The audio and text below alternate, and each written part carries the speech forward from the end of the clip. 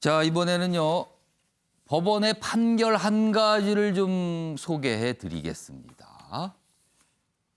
매일경제 기사입니다. 법원, 북한 김정은 6.25 강제노역 배상하라.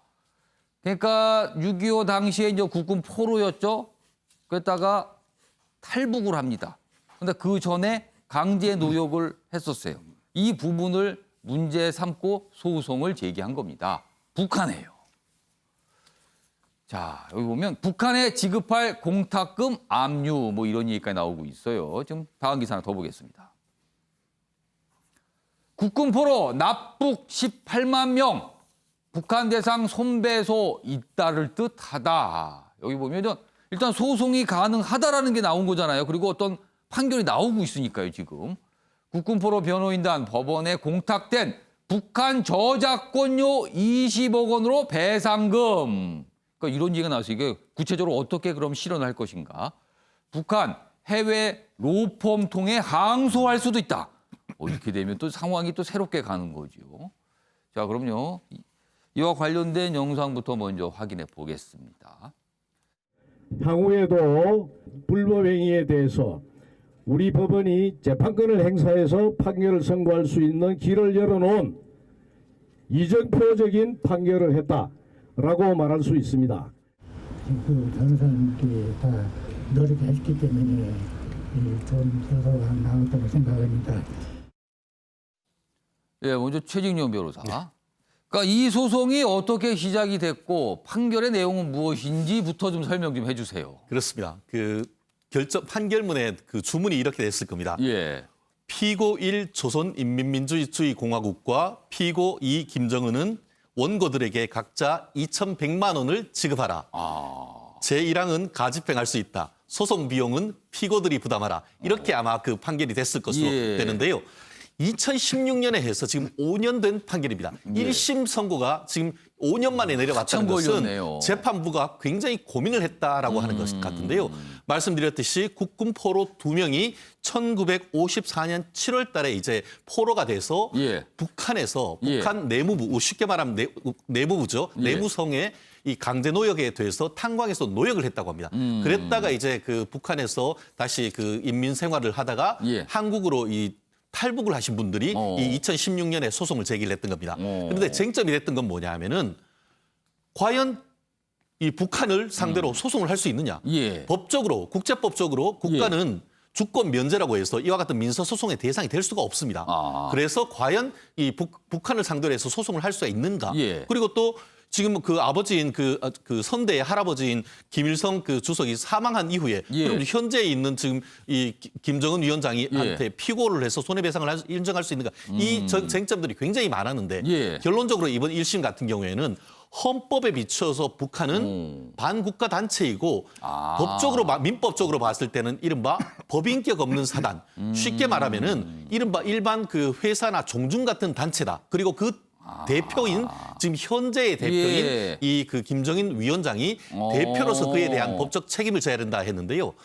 전체적인 그런 그 강제 노역에 따르는 어떤 임금이나 위자료 이런 것들이 다 했을 때 한 6억 정도 되지만 그중에 일부로서 2,100만 원을 인정을 했는 판결이고 좀 전에 그 변호인이 얘기했듯이 마치 이것은 우리나라 법원이 일본 강제징용 피해자에 대해서 손해배상을 인정했던 판결이 굉장히 이정표적 판결이었다고 한다고 하면 그에 버금가는 굉장히 중요한 판결이었다 이렇게 될 것 같습니다. 물론 이게 1심이기 때문에 2심 내지 대법원이 어떻게 될지 그리고 또 북한이 항소를 해야 되는데 북한이 과연 항소를 할지 이런 부분에 대해서는 조금 더 지켜볼 필요가 있어 보입니다. 그러니까 법원의 판단은 북한을 국가로 인정하지 않고 어떤 그냥 단체로 인정해서 그렇습니다. 그 단체의 대표격의 책임을 물겠다. 이렇게 된 취지가 되네요. 그리고 그렇습니다.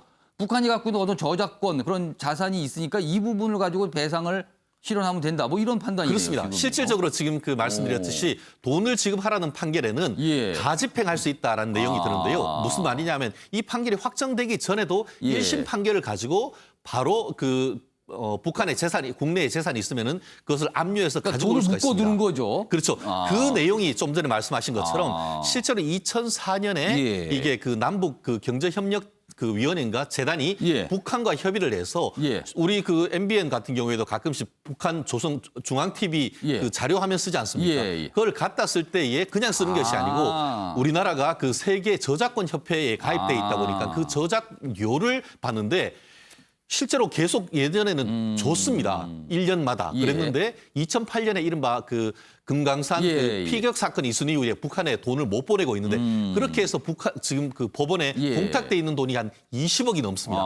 그래서 지금 그 1심 대리했던 변호사님들 같은 예. 경우에는 앞으로 그렇게 그 북한 재산으로 돼 있는 그 예. 압류된 자산을 이거에 대해서 가지고 온다. 이렇게 예측을 하고 있는 것 같습니다. 최하고 의원님, 여기서 지금 방금 말씀하셨어요. 남북경제문화협력재단, 이른바 경문협이라고 이렇게 약칭으로 불립니다.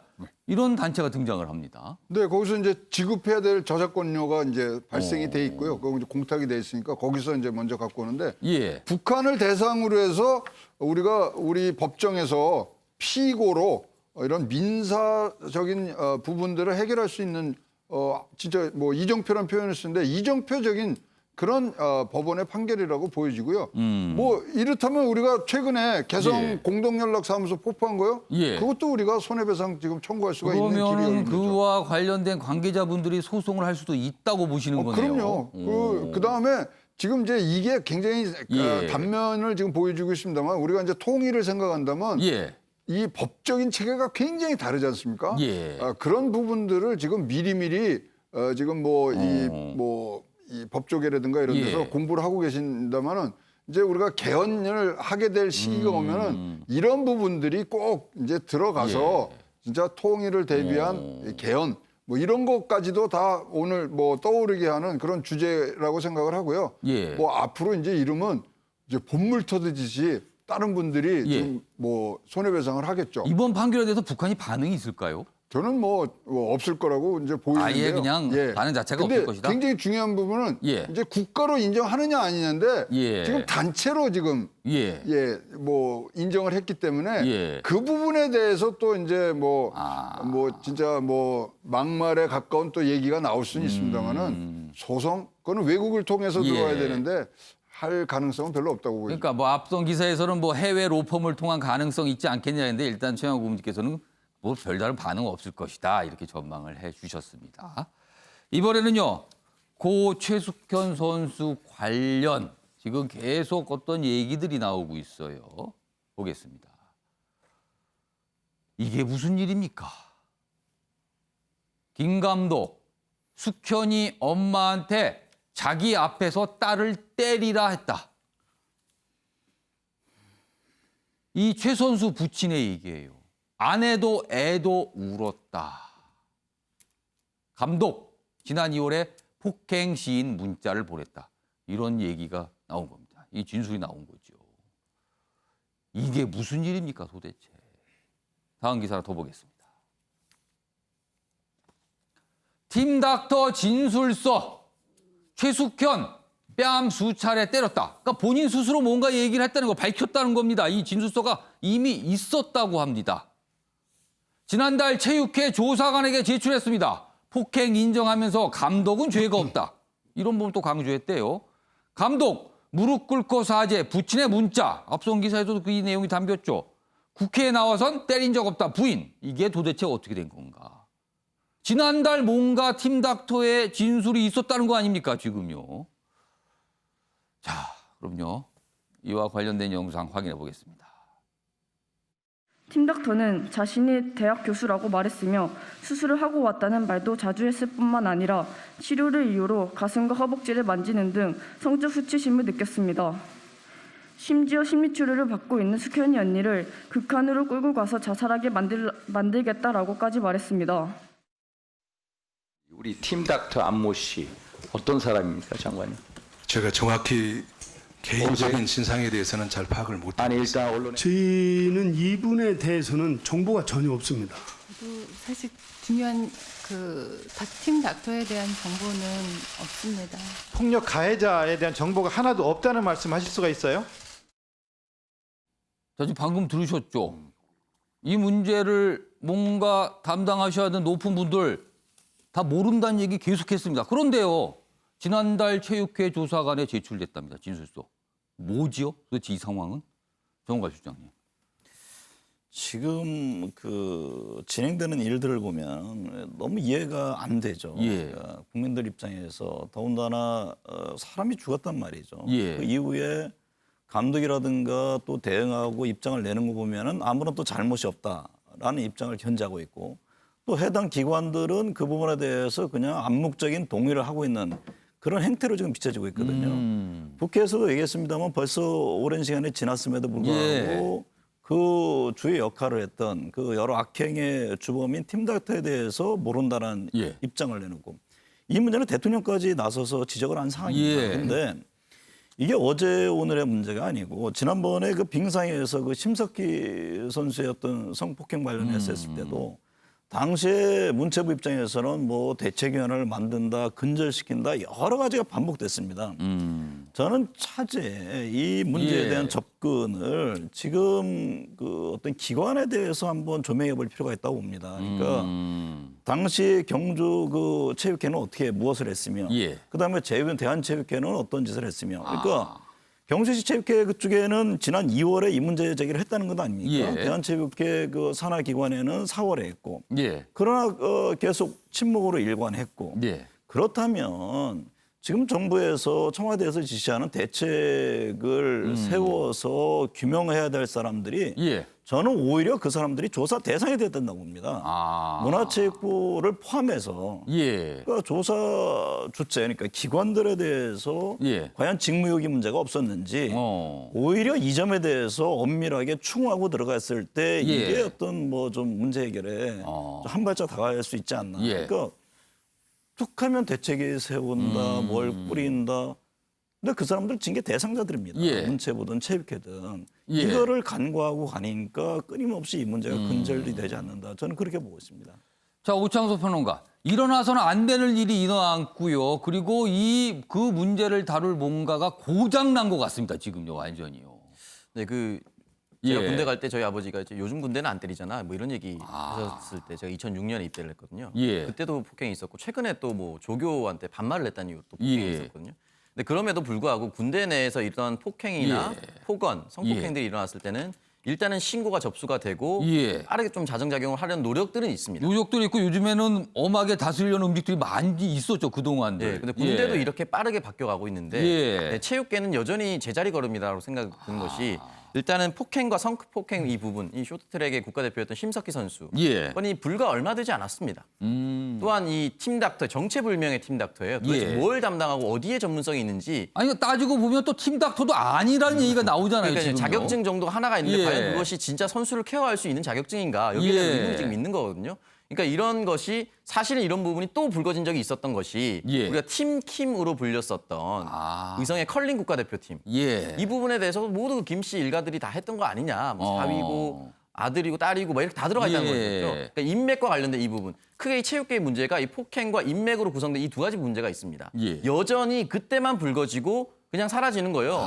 솔직히 정말 안타깝게도 팀킴과 심석희 선수는 대외적으로 인지도가 너무 높았기 때문에 극단적인 선택을 하지 않고도 외부에 알려졌지만 지금 이렇게 잘 보이지 않는 비인기 스포츠 종목의 사람들은 그러니까 극단적인 선택을 하지 않고서는 사회에 알려지지 않는다는 거예요. 이 상황이 너무 안타깝습니다. 지금 이 방송이 나가고 있는 이 어떠한 순간에도 비인기 스포츠 종목의 선수들은 얘기를 아무리 하더라도 먹히지 않는 상황에 놓여 있을 수가 있어요. 그걸 배제할 수 없습니다, 지금. 전혀 배제할 수 없는 상황이라는 것이죠. 그렇기 때문에 이 신고 체계에 대해서 신고가 들어갔는데도 불구하고 시정이 되지 않았을 경우에 이 관련된 기관의 모든 사람들은 처벌을 받도록 그러니까 자신의 책임을 지고 이 부분을 개선할 수 있는 권한과 능력과 책임을 함께 줘야 된다고 생각을 합니다. 그렇지 않고서는 이런 부분 지금 트라이애슬론 철인 3종 경기로 분류됐는데 신체는 극한의 상황으로 올려서 철인 3종은 버틸 수 있더라도 내 눈앞에 있는 뺨 맞고 폭행하고 폭언하는 이 사람의 정신적인 고통은 참을 수 없었다는 거 아닙니까? 이런 부분에 있어서는 앞으로 얼마나 많은 사람들이 이런 상황에 노출되어야만 이것이 끊겨질 수가 있을까? 이런 상황이 들면서 정말 안타깝고 이런 신고가 들어갔을 때 빠르게 지금 시정될 수가 있고 공개가 되고 이런 사람들이 지금에서야 영구 정지가 되는 이런 상황 빠르게 좀 정리가 될 수 있도록 좀 바뀌었으면 좋겠습니다. 최인영 변호사는 이 부분을 좀 명확하게 얘기해 주세요. 지금 문제가 발생했잖아요. 지금 이걸 조사를 할 겁니다. 정확하게. 지금 뭐 경찰 조사도 있지만 더 수사가 될 텐데 무엇을 반드시 조사하고 알아봐야 되는 겁니까 지금? 근데 참 안타까운 게요. 예. 우리 법조인들이 그런 얘기합니다. 고소를 많이 하다 보면 예. 경찰이나 검찰이 수사하지 않고 판사됐다 이런 말을 합니다. 지금 이번에도 그렇지 않습니까? 최석현 선수가 고소했는데 본인이 고소를 하고 억울함을 하소를 하는데 본인들이 예. 직접 경찰이 나가서 예. 열심히 조사를 하는 것이 아니고 너가 증거 가지고 와라. 상대방이 지금 변호사 선임을 했기 때문에 내가 해줄 수 있는 게 없다. 이렇게 했다는 건 아니에요. 그렇기 때문에 저는 본질적으로 고소 고발 사건에 있어서는 검찰이나 예. 경찰이 조금 더 정말 본질적으로 수사기관으로서의 어떤 그 정의감을 가지고 사안을 핵심적으로 파악하려고 하는 의지가 굉장히 중요하다. 저는 예. 그렇게 생각하는데요. 예. 말씀드렸듯이 저는 뭐 사실 김 감독이라든가 그 근처에 있던 선임의 어떤 폭행, 예. 협박 이런 부분도 조사를 해야 되지만 오늘 깜짝 놀랐습니다. 감독이 어떻게 앞에 있는 엄마에게 딸을 뭐 그런 얘기가 나왔어요. 그런 식으로 지금 그 폭행해라고 예. 했고 실제로 서로 울면서 그렇게 했다는 것인데 이게 바로 형법상 강요죄가 되는 겁니다. 의사에 반해서 폭행하라고 지시를 예. 했다고. 그렇기 때문에 지금 나오는 것은 단순히 지금 극단적 선택을 했는 그 이 부분에 대한 어떤 형사적 예. 처벌을 넘어서 그 이외에 아마 이 그 극단적 선택을 하는 최 선수 이외에 다른 사람에 대한 것도 추가적인 수사가 있어야 된다고 봅니다. 아무튼 이 사안도 매일매일 깜짝깜짝 놀라는 일들이 계속 나타나고 있습니다. 자, 다음 기사 보겠습니다. 미국에서 들려온 소식인데 우리나라하고도 관련이 있습니다. 원격 수업만 수강할 땐 미국을 떠나라. 한국 유학생 5만 명 날벼락을 맞았다는 겁니다. 트럼프 대통령이 이런 거예요. 트럼프 대통령.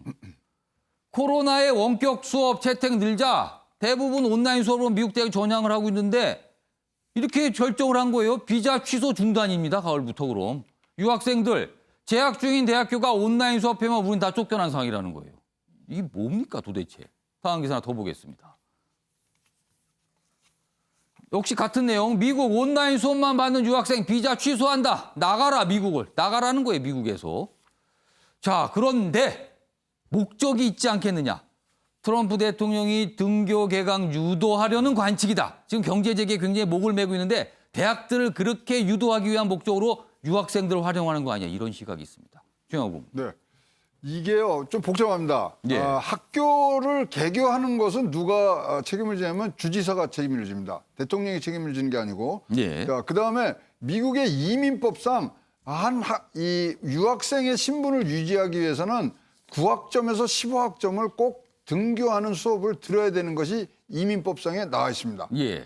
따라서 지금 이런 원격으로 온라인 수업을 받는다 그러면 이민법부터 지금 고쳐야 되는 부분들이 발생을 하고요. 그다음에 지금 현재 아까 지적하신 대로 일단은 지금 빠른 경제 재개를 지금 통해서 하는데 예. 항상 학교 타운이라는 것은 예. 학생들이 뭐 오고 가고야 거기 경제가 이제 살아나는 부분들에 따라서 특히 이제 주지사의 명령으로 재개가 가능한 부분들에 예. 대해서는 압박을 가하고 있다고 보여집니다. 아무튼 유학생들 지금 날벼락입니다. 사실은. 이거 떠나라고 이렇게 사실상 한 거 아닙니까? 자, 아침에 매일경제는 유튜브로도 생중계되고 있습니다. 그리고 오늘 많은 분들이 오늘도 댓글을 올려주셨어요. 부동산과 관련해서 이런 댓글이 있습니다. 돈이 없어 결혼 못하는 젊은이들에게 보다 더 나은 보금자리를 마련해주는 정책이 필요합니다. 이렇게 쓰신 분이 있고요. 국회의원부터 솔선수범해야 이렇게 쓰신 분도 있습니다. 최근에 여당의 분위기를 보셨던 것 같습니다. 그리고 이 팀닥터 관련해서 모두가 방관하고 있었을 뿐이지 지금도 전국 곳곳에서 일어나고 있는 일이다. 배제할 수 없다. 강조해 주셨습니다. 그리고요. 마지막 댓글입니다. 감독해야 할 관계기관장들 문책하기 전에 해결책은 안 나온다. 이 얘기는요. 그동안 많이 봐왔다는 거죠. 그리고 해결 안 됐는데 이거 제대로 하지 않으면 큰일 난다. 그리고 이어질 것이라고 질타를 해 주신 겁니다. 자, 오늘도 많은 댓글 올라왔고요. 소개가 된 댓글 올려주신 시청자 여러분께 감사 말씀 전해드리겠습니다. 자, 마지막 순서입니다. 영상으로 보는 뉴스, 영상톡 준비했습니다. 보시죠.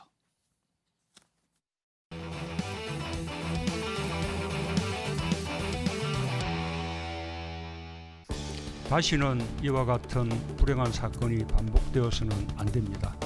철저한 조사를 통해 합당한 처벌과 책임이 잇따라야 합니다.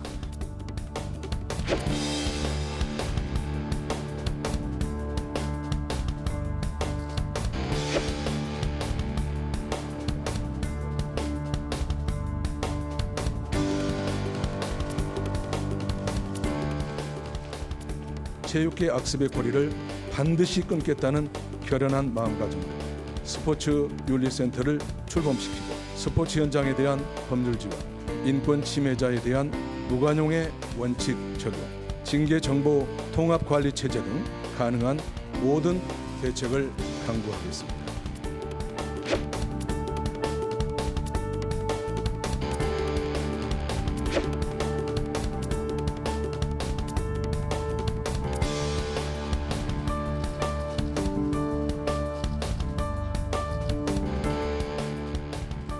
지금까지의 모든 제도와 대책을 전면적으로 재검토할 생각이며 체육 분야 비위 건조를 위한 민간 주도 특별조사를 실시하겠습니다. 비위가 발견되면 무관용 원칙을 엄중히 적용하여 그 책임을 묻도록 하겠습니다. 징계 정보 공유 시스템을 구축하여 체육 관련 단체에서 종사하지 못하도록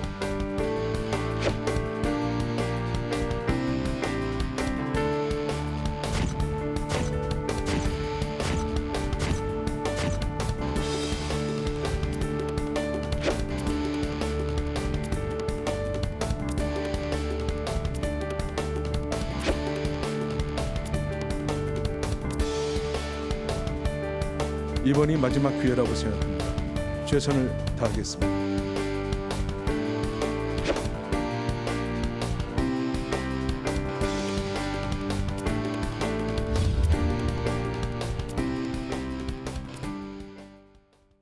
자, 아침의 매일경제, 내일은 좀 더 희망이 담긴 소식을 전해드릴 수 있기를 기대해 보겠습니다.